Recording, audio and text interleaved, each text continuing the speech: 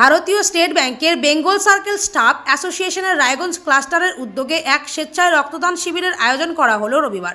এদিন ভারতীয় স্টেট ব্যাংকের রায়গঞ্জ শাখায় অনুষ্ঠিত এই স্বেচ্ছায় রক্তদান শিবিরে প্রায় 50 জন রক্তদাতা রক্তদান করেন। মূলত তীব্র গরম এবং নির্বাচন বিধি লাগু থাকার কারণে জেলায় সৃষ্ট রক্ত সংকট মোকাবিলায় এই ধরনের পদক্ষেপ করেছে ব্যাংক কর্তৃপক্ষ। সংগঠনের ডেপুটি জেনারেল সেক্রেটারি নিবারণ চক্রবর্তী এ বিষয়ে জানান, সাধারণ মানুষকে স্বেচ্ছায় রক্তদানে আগ্রহী করতে এ ধরনের কর্মসূচির একান্তই প্রয়োজন।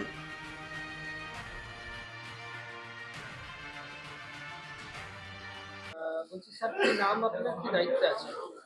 আমি Nigam Chakraborty, State Bank of India staff association deputy general secretary, আজকে কি শিলিগুড়ি অনুষ্ঠান মডেলে। চলছে?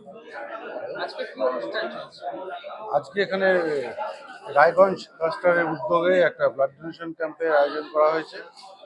রায়গঞ্জ এবং পার্শ্ববর্তী অঞ্চল যেটা রয়েছে আমাদের এই রিজন 5 এর অন্তর্গত ইসলামপুর থেকে শুরু করে বালুরঘাট এবং রায়গঞ্জ টোটাল সেক্টরটা পড়ে, সমস্ত জায়গার থেকেই ব্লাড ডোনাররা আসছে।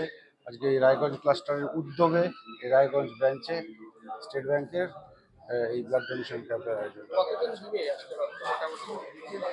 মোটামুটি এখানে 50 প্লাস একটা প্ল্যানিং করা হয়েছে।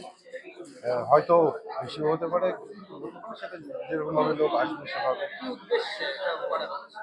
ব্লাড ডোনেশনের জন্য কোনো উদ্দেশ্য, ব্লাড ডোনেশনটাই একটা মহৎ উদ্দেশ্য এবং সত্যিকারের এই একটা ডোনেশন আছে যেটার জন্য পকেট থেকে কিছু খরচা করতে হয়, মনের জোর একটু খরচা করতে হয়।